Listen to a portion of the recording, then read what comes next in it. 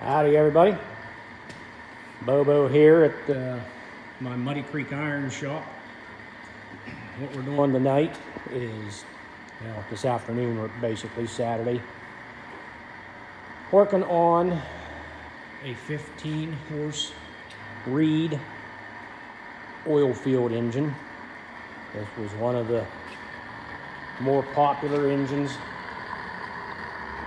from Oil City, PA, where it was made. Always has a very distinct look to it. It has this charge cylinder either on this right hand side or flipped to the left hand side. What that does is this, when the piston comes back, sucks your gas and air mixture in here, pushes it back in to the main cylinder, and then fires. This engine I bought, I don't even know how long ago. I bought it off a guy up in the northwest part of Pennsylvania. And the guy I bought it off of kept it because some of the old timers up there just loved to hear this thing run, because a lot of them were involved in oil wells back in the day.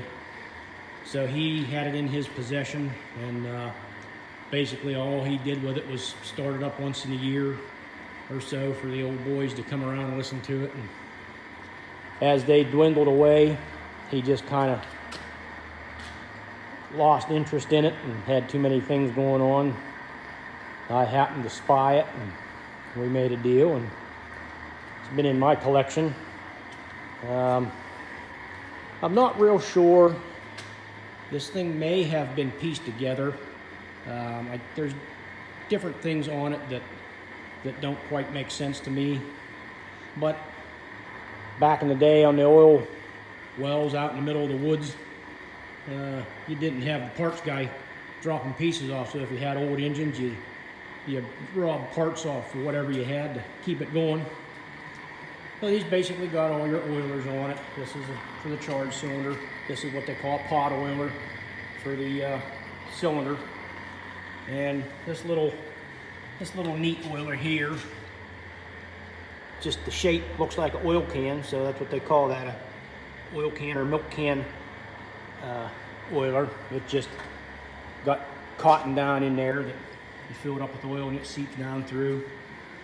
The rod, normally some of these, where these two holes are, there would be a bracket like a scraper and a pad, like a piece of wick. But that's not on here. This has a different oiler system for the connecting rod. This oiler here drips down, comes into this, down in this tube, and then it lays in this trough. And as the centrifugal force spins around, it forces the oil up into this tube, this part of it, and there's a hole back here that goes directly into the connecting rod throw. So that's how that works. They're not real difficult machines, no matter what. Now, some are. You get the ones like over from England and different places. Some of them across the pond, they can get pretty elaborate on some of them. This is a hot tube fired engine, which means, as you can see, the gas is ignited, and up in here, this is the chimney. There's a tube in there that hollow, gets red hot. When the gas pushes up in there, that ignites, and that's how this ignition works. This has been sitting outside under the tarp for many years, and as usual, I don't know how them stupid spiders get into teeny little hoses and orifices, but every orifice on it was plugged up. I had to take that all apart and clean it out, and had some gas leaks in the hot tube. So it actually seems to be burning pretty good. I've had it running here because it sometimes takes a while to get red. I can see just a little bit of red. I'm going to bump it up here a little bit.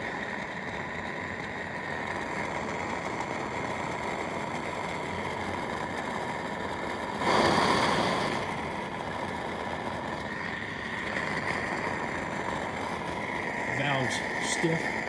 I'm gonna get carried away.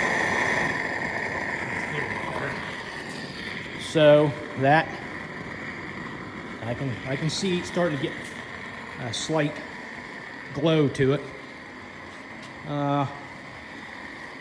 This pot oiler, I don't have oil in it. This hole is a direct line right down into the cylinder. I just put some oil in there because this is probably going to get covered back up, and there's no real seals on these things to keep the bugs and crap out, so they will probably get that way again with lack of use. But we're going to set this thing down here, the camera that is, hopefully, and we're going to try a fire on this thing, see what happens.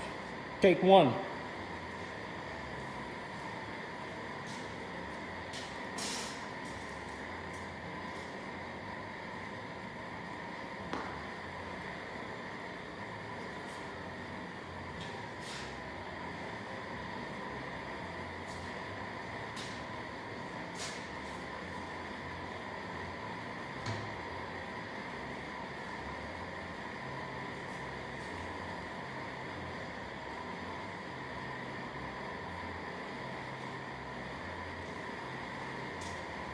Don't know how you'll be able to hear it or not, but when I start turning this over, you'll hear the intake valve sucking.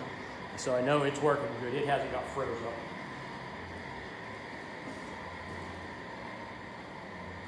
up. And we're gonna give her a shot.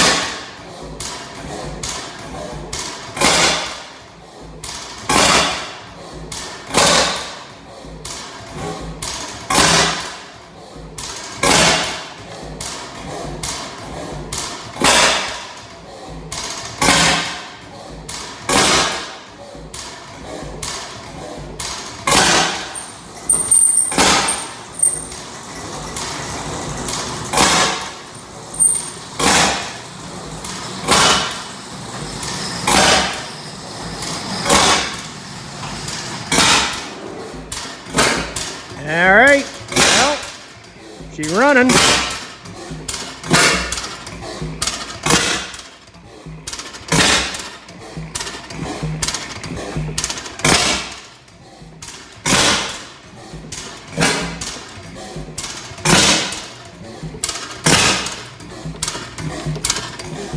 Governor wasn't working at first there. This pulley was froze up. Guess I didn't check that, but that's still got the old original leather belt on it.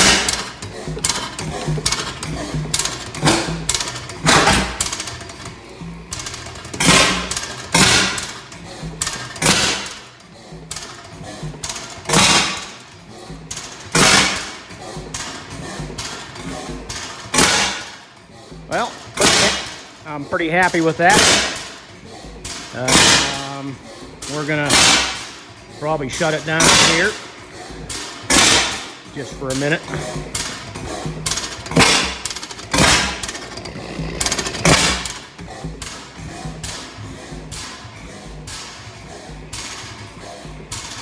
All right, there you have a 15-horse Oil City Reid oil field engine. It's been sitting out here outside the garage under a tarp for a long time, like I said, so I'm not sure where I'm going to put it. I have some stuff going to a different storage building, so it'd be nice if it was under a roof, but I'm going to call her a good day. I enjoyed that. Hope you did. If you like this kind of stuff, hope you subscribe, share it. And even if you don't like it, how about subscribing anyhow? So, my shop is pretty well filled up. You can pretty much see I am really into engines, hit and miss, throttle governed, whatever it is. Got some old diesel generator projects. Would like to get in here and do some stuff too, so keep your eyes peeled, see what I got. We'll catch y'all later.